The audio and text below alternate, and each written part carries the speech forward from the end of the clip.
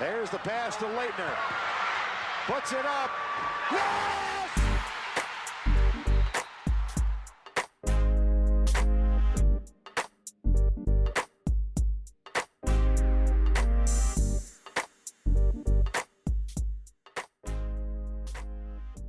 Hello everyone, welcome back to the Cameron Chronicles. I'm your host Ranjan Jindal. You're joined by my co-host Caleb Dudley. Caleb, how are you doing, man? I'm good. Super excited for, this week. Yeah, it's going to be a big week of basketball, and we're joined by two special guests to help preview this fantastic week. First up, we have Dom Fenoglio. He's our sports managing editor. Dom, welcome back, man. Happy to be here. And also joining us today is Martin Heintzelman, one of our women's basketball beats and Blue Zone editor for the Chronicle. Martin, welcome to the podcast, man. Thank you. Excited to be here. Yeah, so we'll preview the men's and women's tournament. March Madness is starting this Friday for both squads, and so we'll talk about those matchups and talk a little bit about both ACC championships. The men's and women's both won the tournament for the first time since 2011, I'm sorry. So it's a great time to be a college basketball fan, especially a Duke fan, and so it'll be a super fun episode. But first, this podcast is brought to you by Duke Stores. Support your favorite Duke team. Duke Stores is home to the only collection of merchandise in the world that comes to you straight from Duke University. Go to shop.duke.edu for all of your Duke merch. So let's start with the men's tournament, and then we'll talk about the women's tournament. I know it's kind of a flipped chronological order. Dom, you and I were in Charlotte, and we'll talk about some takeaways you had. Obviously, the biggest storylines were, in the first quarterfinal game against Georgia Tech, Cooper Flagg and Malik Brown went down. Both were out for the remainder of the tournament, but Duke was able to escape that and escape the semifinals against North Carolina and win a 73-62 championship match against Louisville Saturday night for another ACC championship. So I guess I'll just start with some kind of overall takeaways from you, and then we can kind of go from there. But what impressed you about this team this weekend? Yeah, I think we've said it all season, but Duke's freshmen sure don't look like freshmen. I think that starts with Con Knippel. He took over as the number one option, the alpha on offense. I think the second half of that Georgia Tech game, it was something funny, like the last 20 points Duke scored were scored or assisted by Knippel. Yeah. He won ACC Tournament MVP, averaged over 20 points, led the team in a lot of different statistical categories, and just really looked poised out there. He was making great decisions. He's the kind of player who never seems to play too fast, and that really shone through. I thought Kaman Malawach and Pat Ngamba did a great job holding down the front court, because I think as important as Cooper Flagg and Malik Brown are to Duke offensively, both of them, the fact that they weren't playing was felt much more heavily on the defensive end of things. And I thought I was very impressed with his defensive abilities, especially playing help. I thought he did a really great job. I feel like that's something we haven't seen much of him in the past, just because most of the minutes he's been playing haven't been very high intensity, but he came up with a couple of really big blocks. Yeah. And it didn't really look like Duke was losing a step defensively with him on the floor. And obviously his offense was huge. So yeah, I would say the freshmen growing up and playing big minutes, and Tyrese Proctor played a great tournament. I thought Sion James, especially against UNC, I thought Sion James against UNC was one of his worst games of the year, but he really came around in that second half of the ACC championship game. I do not think Duke wins that game without him and without his impact. Whenever he's making catch and shoot threes without hesitation, it's very hard to beat Duke. So, yeah. Yeah, a lot of takeaways. A lot of good stuff there. I think that second half against Louisville was probably one of the best halves of basketball I've seen Duke play this season. Obviously, Cooper Flagg adds a whole new dimension to that, but Terrence Edwards was really just blowing up the score sheet. He was hitting threes from all over the place, and Shire did a couple things in the second half. One defensively is switching up looks a little bit, blitzing some screens, and making life difficult for Terrence Edwards, and really getting in his grill on defense. But you mentioned Ngamba and Malawach switching and also help side. They got a few blocks collectively, but then Malawach had this one-on-one play where he switched onto Edwards and it ended in a block, and it was just a huge momentum shift. Somebody asked him a question about that in the presser, and he had a good answer. But that was such an important sequence for Duke, and that half just really showcased Duke's defensive intensity. Yeah, and I think what impressed me the most about that half is about 6 to 10 minutes in, I looked at the box score, and it was still a close game at that point, and I didn't quite know whether or not Duke was going to pull it out. And then I looked at the box score, and players not named Terrence Edwards Jr. had 3 points. And when Duke is able to double Terrence Edwards Jr. every time he gets the ball, every time he comes off a ball screen, it forces the ball out of his hands. And they were good enough one-on-one defense up and down the lineup besides Terrence Edwards Jr. that no other player really got a clean look at the basket. And Duke is too good of a team for one player to beat them. And I think that's why they came out on top against Louisville. Little foreshadowing. Dom's writing a piece on keys to defeating this Duke team, and that's one of his keys there. And I thought also Chucky Hepburn started really, really well, and Duke kind of shut him out for the rest of the game. So that was big. 7 points in the first 4 minutes. And then like 7 the rest of the way. Yeah. Caleb, I'll bring you into this. So aside from that we talked about, or you can build on that, what were some of your takeaways from the tournament as a whole as well? Yeah, I'll just add 2 quick things. I think you guys hit it for the most part. One, I thought just Duke be able to experience the 3 kind of different flows of games there without Cooper Flag was important. Obviously, game pressure is going to be a big thing here in March. Duke wasn't challenged too much in the ACC regular season, so for it to have 3 games that kind of all went different ways. Obviously, Georgia Tech, Duke kind of brought it back close right at the half, and then Cooper Flag went out and turned it on there at the end. North Carolina, they got up big and had to fight off a comeback bid from North Carolina. And then Louisville kind of back and forth, and you saw Duke pull away in the second half. So I thought them being able to experience those things without Cooper Flag and get tested again and kind of remember what that feels like right here before March was really important. Second thing was just, you talk about Chucky Hepburn. I think Chucky, obviously he's Defensive Player of the Year of the conference and a pretty good offensive player. I thought the backcourt for Duke really took it to him in that game, which I was really surprised by. I don't know if you're going to find a better backcourt than James, Proctor, and Knippel. And they really made Hepburn work for it. They had a good night on offense. They had 18, 19, and 15. And he's rotating guarding those 3 guys, so I was really impressed with them. And I think, when they get Flag back, that just adds another dimension to that offense, and it's really clicking right now. Yeah, totally agree. I kind of wanted to touch on the semifinal game a little bit, and then we can move on because it was just such a big game, and a lot of things happened. Really, the classic tale of 2 halves here. Duke was up by 21-25 at half, and then North Carolina really stormed back all the way to the last possession, last play. And there were a few things that I think kind of went wrong for Duke, and that led to North Carolina to do that. I'll go through them in a second, but I'm curious on your guys' take first. Dom, I'll start with you again. What kind of flipped the switch for North Carolina? Why do you think they were so successful in that second half? Yeah, I think it started entirely with transition. Mm-hmm. I thought North Carolina's guards really came out with a vengeance, and they attacked Proctor, Knippel, and James on defense in a way few other teams have. Yeah. When Duke has such a big backcourt, I think that a lot of guards get a little tentative, and they try to drive the first couple of minutes, get stopped, and then stop trying to drive. And that's exactly what Duke wants. And I think Carolina, you could tell in the second half they were playing for their season. And obviously, they eventually got in anyways. And we won't probably discuss that, but that's besides the point. You could tell they were playing for their lives out there. Yeah. They were playing extremely hard, and for about, I would say, the entire second half, they were playing harder than Duke, and that showed. I thought Seth Trimble and Elliot Cadeau in particular, I was impressed and somewhat shocked by how often they were getting to the basket. I felt like usually watching Duke this season, Knippel and James were able to kind of funnel those guys towards corners or just away from the basket, and that those 2 guys in particular were getting a lot of straight line drives, and that's a big reason why Carolina got back in the game. Yeah, Caleb? Yeah, I thought for me it started with Van Allen Lubin. He's been so good for North Carolina, and he'll get at least one more game here tonight when we're recording this. Did a really good job down low on the boards and on offense. He was 8 for 11, 10 rebounds, 6 offensive rebounds. Thought he did a really good job. Obviously, we talk about Malawach and Gongwa, but not having Malik Brown obviously affected that a little bit. And the other thing was just, I think for the whole weekend, Duke just kind of struggled to shoot the 3 ball. For sure. I know that they're using different basketballs and there's different rims for NBA arenas, but excuses aside, they were 22% against North Carolina. And for a team that relies on the 3 a decent amount, not falling can lead to some trouble. So yeah. And then one other thing I wanted to say, which I thought was a really big part of the game, is Drake Powell really matched up a lot with Con Knippel on defense. And that's something that Carolina was able to do because Cooper Flag was not in the game.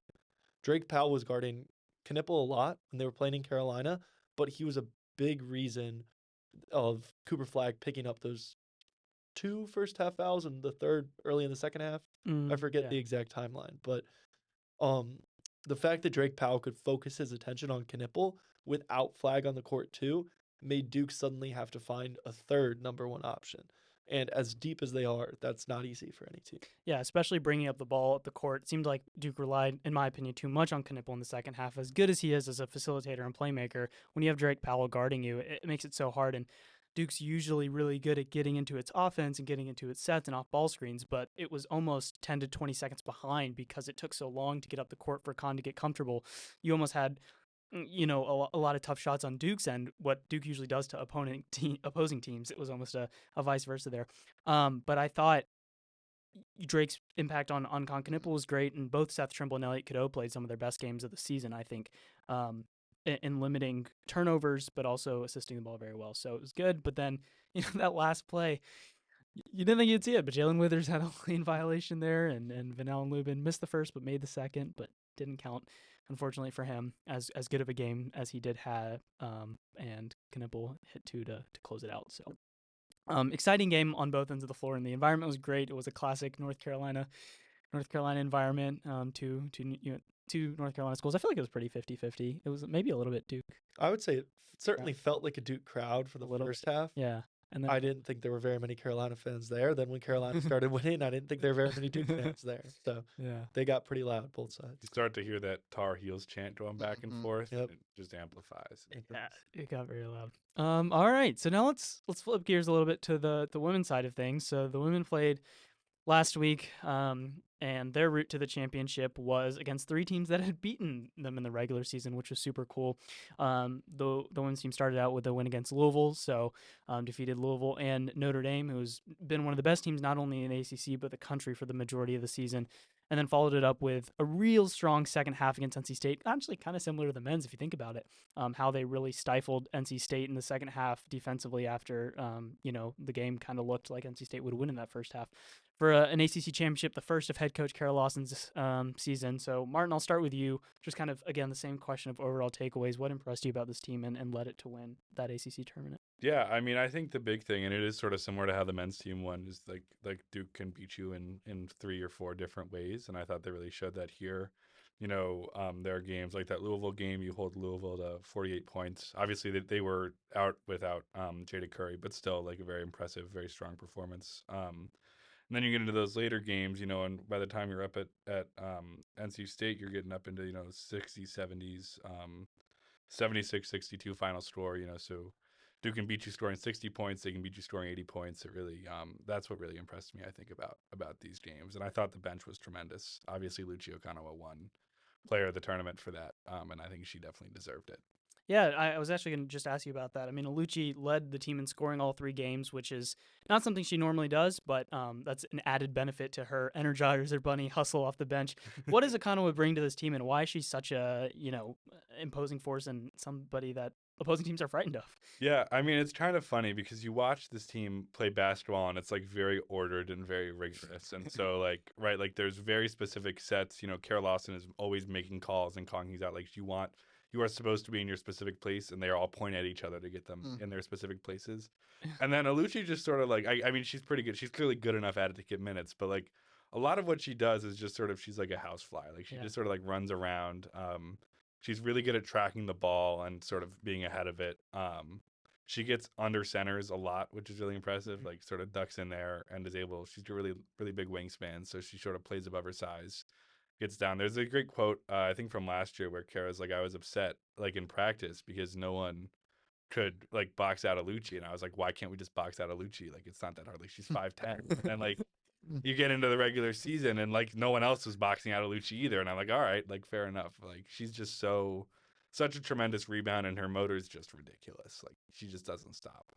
Yeah, and she shot the ball very well in this ACC tournament from 3 as well. And that is, if she can get that part to her game added, sky's the limit for her. Caleb, Dom, any other thoughts about the women's team that you wanted to discuss? Yeah, I thought it was impressive. The State game in particular really surprised me. I thought State jumped out to a pretty early lead, looked to be in control. But I mean, the 24-10 third quarter for Duke is really impressive. When you can just shut off a good team's water like that, it's hard to do, and kind of thing that helps you win games in March. But I mean, just kind of feel like it's the culmination of it's been some good years under Coach Lawson, and so for them to, get it done is really cool, and obviously to get revenge on all the teams that beat them is fun too. Yeah. One thing I'll say as a Duke women's basketball, as someone who's covered the team, watched many of their games, it's oftentimes hard for me to stomach watching.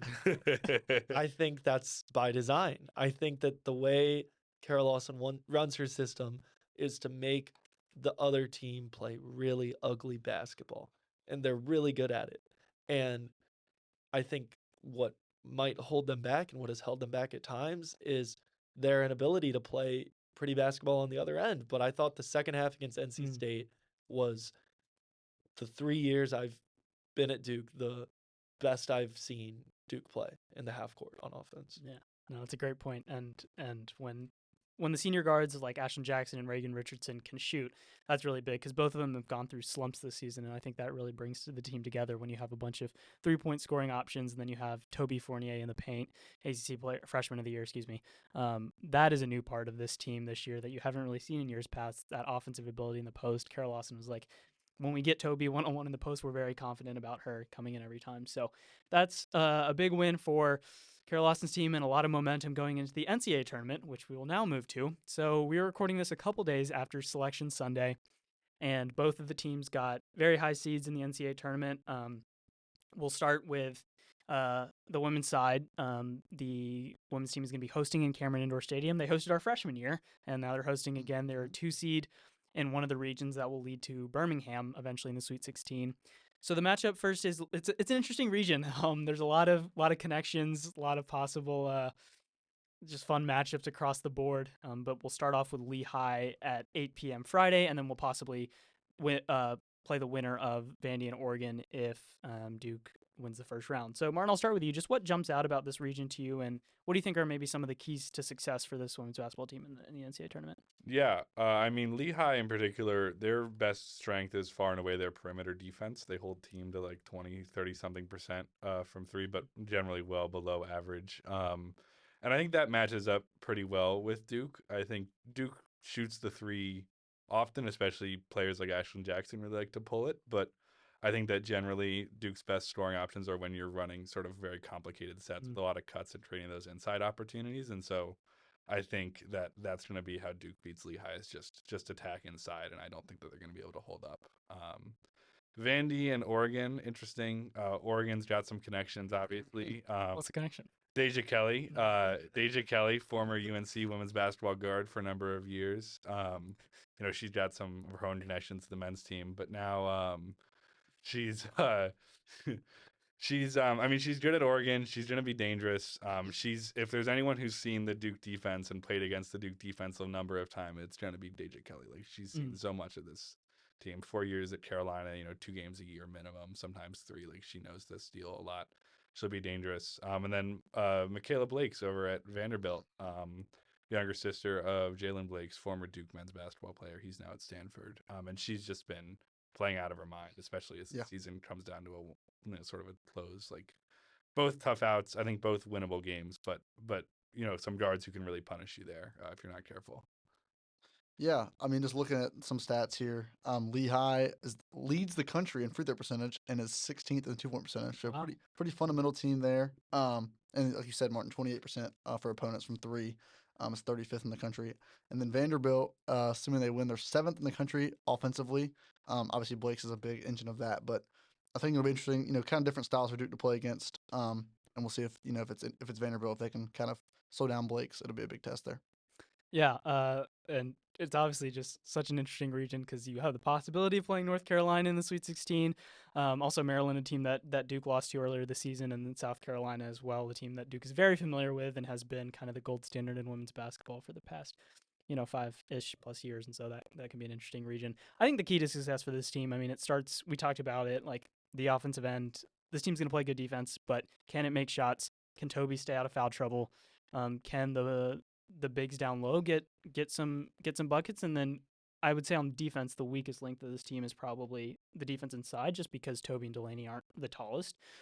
So if you play a team with a bunch of big bigs like South Carolina or some of those other teams, that could be a big factor, like Gokdang against USC. So, but I think this team is positioned for pretty good success in this tournament. I don't know. What do you think, Martin? Yeah, I mean, I think so. The interesting narrative about this region, sort of on the internet, has been that South Carolina has the easiest path back to the Final Four, which I don't totally agree with. I think South Carolina is going to take care of Maryland without too much trouble, but I do think that if Duke runs into them, I think it's going to be a tough out. I think Duke is one of those teams, like you said, where sort of they can beat anyone on any given day if like Ashlyn Jackson and Reagan Richardson are shooting well. So I think that that it's going to be a tough region for Duke to get out of. I think a UNC rematch might not have been what Duke wanted to see on their schedule, but we don't know. But yeah, I mean it's a strong region. South Carolina is clearly going to be the team to beat, but I think they're more beatable than they have ever been before in recent years, especially because they also don't have a big this year, and that's going to be really challenging for them as they get deeper into the tournament. Yeah, for sure. I agree. This I think is the best chance for Duke to knock off South Carolina possibly. All right, let's flip over to the men's side and talk about that region. So the men's team is the number 1 seed in the East region. Duke's going to play the winner of Mount St. Mary's and American, which is going to happen Wednesday night, and then Duke is going to play Friday at 2:50. Duke has a home situation for the first 2 rounds. It's going to be in Raleigh. And so Duke will play that. And then if Duke wins that 116 matchup, it will play the winner of Mississippi State and Baylor. Got a few interesting teams in this region, Alabama, Wisconsin. We can talk about that in a second. But Dom, I'll start with you. What jumps out about this region, and what do you think about Duke's path? Yeah, I mean, I think Duke has a favorable path to the Final Four. I think what stands out to me about the teams in their way is that none of them seem to play great defense. And you look at teams that have had success against Duke, it's because they've been able to keep up defensively. And whether or not the Blue Devils shoot well, sometimes they can be streaky from beyond the arc. If Duke is making shots from beyond the arc, I think there are very few teams in the country, maybe you can count on one hand, that can beat them. If they're not making shots from beyond the arc, their defense is still going to hold you to probably under 75 points. So you have to be able to hold Duke to under 75 points. And I think that requires, to me, a top 20 defense in the country. And I don't think any team in the region has a top 20 defense in the country. The team that scares me the most is honestly Arizona. Maybe it's just a little bit of the boogeyman and Caleb Love, but I think it's hard to beat any team twice. I think as different as Duke looks now than they did back when the two teams played each other back in November, I think Arizona looks very different. That being said, I think Arizona has a tough time. Akron's a great 13 seed. Oregon's always great in a March, so I don't even know if Arizona's going to get to that game against Duke, looking to the Sweet 16 there. But looking a little further zoom out, I think Wisconsin is a strong team. I think Alabama could beat anyone. I talked about what happens if Duke shoots above 38% from beyond the arc. If Alabama shoots above 38% beyond the arc, then they're probably scoring over 105 points. And their defense might not be the best in the country, but it's hard to score 110 points on an open rim in that number of possessions. So I think they can certainly beat anyone. Yeah. I went through today and wrote a region preview that should be coming out here soon for the East. Yeah. The thing that stands out is the offense is every team can score in bunches. The top 6 teams in the region in order, their offensive ratings are 3, 4, 13, 12, 39, and 11. Wow. That 39 is Oregon. And I mean, you got Cooper Flagg, Mark Sears, John Tonji. Those guys can really fill it up. And so it'll be interesting to see. I mean, I think Dom's right. Whoever has the best defense in the region is probably going to come out. I do think that's Duke. Baylor is really interesting to me in the next round. They're 16th in offensive rating. VJ Edgecombe is a guard that can really get to the rim. Could see him causing some problems like Cadeau and Seth Trimble did against North Carolina. And then also Norchad Amir is played Duke many times. He's excellent on the glass. And Kamal Malawach, we'll see if he can hold his own. If Duke was to play Baylor, but I think it'll be interesting. And I agree with Dom. I think Duke has a pretty favorable path. And we'll see how it turns out. Yeah, I agree. I think it should be interesting for Duke. I think the possible Bama Elite Eight matchup is definitely exciting, but I would not guarantee Alabama to get past that because I think Wisconsin's backcourt of Tonji and Blackshear are very good. Let's do some picks here. Let's have some fun. We'll talk about our Final Four picks and maybe some sleepers in both. We'll start with the men's and then we'll do the women's. We'll go around. Caleb, I'll start with you for the men's. Cool. Men's Final Four, I have Duke, Houston, Michigan State, and Maryland. So kind of a Big Ten rematch there for Michigan State and Maryland in the Final Four. Yeah, I think Duke, we talked about it, their path's pretty good. Houston, I think Ranjan, you'll maybe talk about Houston in a minute too. I think Houston is one of the best teams they've had. So I've been impressed with them. And then Florida's been the trendy pick out of the West. I don't know. I've said it on this podcast before. I'm a really big Maryland fan. Watched them play in the Big Ten tournament. Lost a heartbreaker to Michigan on a buzzer beater. Still think they played pretty well. Derek Queen has been spectacular for them. And then Michigan State, their defense is really, really good. They can't really shoot the ball, which is kind of worrying, but I think they could find a way to gut one out. Give us a sleeper too, maybe. Yeah, sleeper. I guess you had Maryland in the. Yeah, I have Maryland, Yeah. but double-digit seed. I have UC San Diego in the Sweet 16. They're on the nation's longest win streak, 15 games in a row. They have a National Defensive Player of the Year semifinals in Hayden Gray, and they just make you turn the ball over so much. They're going to play Michigan first, who turns the ball over at an alarming rate. And so I think I can see them beating Michigan, and then also A&M or Yale in the next round. Yeah. So pretty similar to Caleb. I also have Michigan State and Duke. That Houston-Tennessee game, the reason I'm going with Tennessee to the Final Four is because I think Gonzaga is a ridiculously tough 8 seed to draw in the second round there. And so I guess I'm just hedging my bet. I think Gonzaga's tough.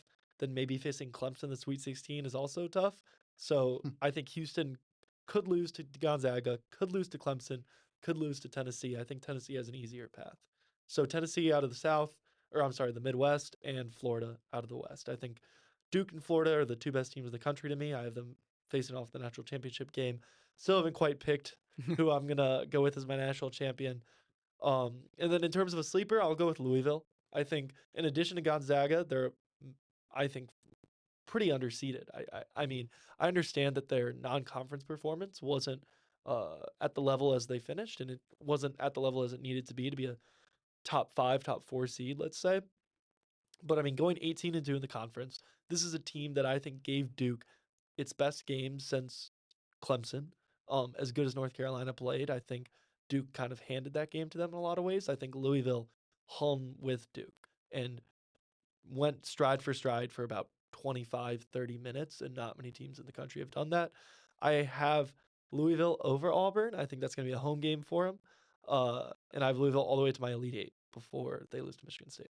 Interesting. All right, Martin. Yeah, I have Final Four: Duke, Houston, Florida, Michigan State is my crew.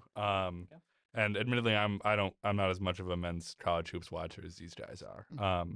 But I'm a big believer. I don't think anyone really wants to run into Michigan State anywhere in this bracket. They just have so much experience all the way up and down, and I really don't think anyone wants to see them. I also have Louisville making my Elite Eight. I'm a big believer in the Cardinals for very similar reasons to what Dom said. They're just a really, really strong team all around, and they've given Duke some really good games from what I've watched. So I think they can make a run. Yeah. All right. I have my Final Four is Duke, Houston, Auburn, and Texas Tech.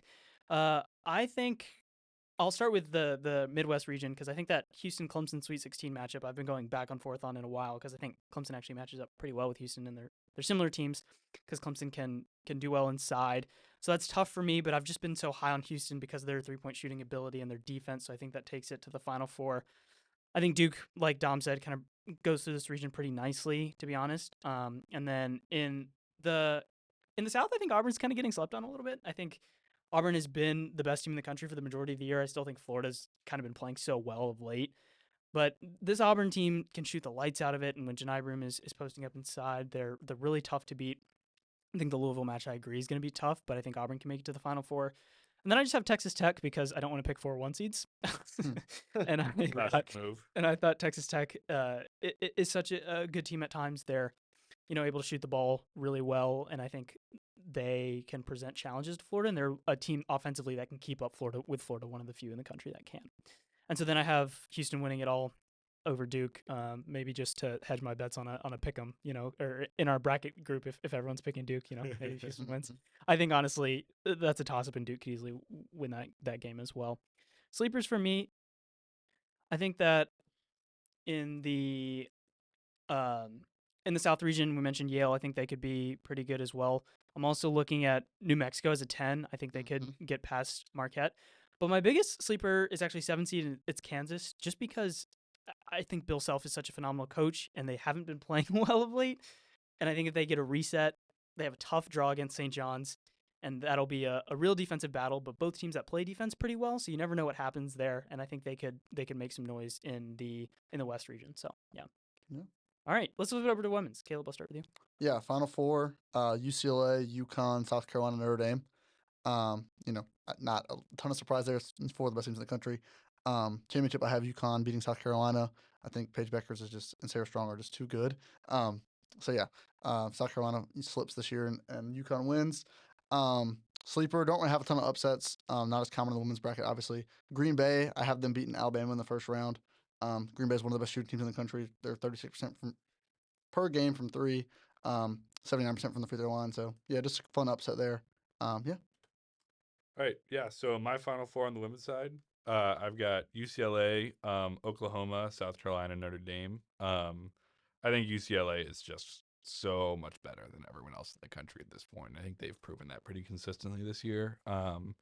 So I'm a big believer in the basketball that they're playing over there, and I think they're going to come out on top. We've seen, especially on the women's side, it's pretty rare for the best team to not win the tournament at the end of the day, and I think that's what's going to end up happening here is UCLA. I will give a shout out to a couple of teams. I think Harvard is sort of a sleeper. Like they could make a little bit of a run. They've got some tough games. They play Michigan State, and then potentially if they beat Michigan State, they would probably be playing NC State in the second round, which is a tough one. But Harmony Turner's just been playing out of her mind. She had 44 points against Princeton, I believe, in the Ivy League final, so she was doing crazy. And then Florida State, I think they could knock off LSU if they make it out of the first round, because they've just got some guards over there who are just capable of scoring at ridiculous volume, and I think that's what a lot of the upsets look like in these brackets are when you just get one or two players who just go nuts, and I think both those teams definitely have the personnel for that. For sure. Tom? Yeah, I also have UCLA winning it all. I have the same Final Four as Caleb, so UCLA, UConn, South Carolina, and Notre Dame. Like Martin said, I think the best teams often get there. I think Notre Dame has the best backcourt in the country, and I think backcourts win in March, and I have a hard time seeing many teams slow them down. In terms of sleeper, I have Kansas State. So Duke played Kansas State pretty early on in the season, came away with the win. And I was looking at their schedule, and they have lost 3 of their last 4 games, which I think caused them to be a little bit underseeded as a 5 seed. I think that they're probably better than a 5 seed gives them credit for. And as good as USC is, I think they have the best shot to upset a 1 seed before the Elite Eight. So a little bit of fun. I picked them there. Yeah. I have UConn winning it all. I think this is their year just because last year I think the biggest issue for them was depth, and I think this year UConn has more depth, and I think Paige Beckers is playing incredible right now, and when you add Sarah Strong to that, they're just a really, really tough out, and I think UConn can do it this year. I think UCLA, Martin, like you said, is playing super well as Texas and South Carolina, all the 1 seeds across the board are really good. I'm also, this might just be an ACC homer take, but I'm interested in the bottom part of the Birmingham 3 region. You mentioned Notre Dame, Dom, but I also think Louisville could be interesting because they're 7 right now. They had Jada Curry out for that ACC tournament, like you mentioned, but they were playing really well as of late. And if they play the second round against TCU, that is a Haley Van Lith revenge matchup that might have a lot of emotions around that. And Jeff Walls is doing a phenomenal job there, and I think Louisville could, maybe upset TCU and move forward there just because of how tough they are and how talented they are. But I also think Notre Dame, presents a lot of challenges and kind of just the wheels came off a little bit at the end, but they're still just one of the best teams in the country there. And so, yeah, I don't know. It should be fun for across the board for both tournaments. If you're on campus, check out the women's team playing Friday night and possibly Sunday as well. There are tickets available somewhere. But it's a rare opportunity to watch March Madness at a home stadium, which is super fun. And then also nearby, obviously, the men's team's playing in Raleigh. So a lot of great basketball in the Triangle this weekend. Also, NC State and North Carolina are both hosting women's basketball games. So a lot is happening in the Triangle for basketball. So check it all out. Definitely read our stuff at DukeChronicle.com. We'll have coverage across the board of both tournaments, preview stuff, analysis, all that good stuff. Follow our Instagram. We'll have some fun Instagram content. Shameless plug for that. But yeah, this is the best time of March, so should be so much fun. Thank you guys for coming on the podcast. This is great. Thanks for having us. A lot of fun. Yeah. Thank you guys for listening. Enjoy the weekend of basketball, and we'll see you guys next week to recap what happened and preview Sweet 16 possibly. For Caleb Dudley, I'm Ranjan Jindal. This has been the Cameron Chronicles.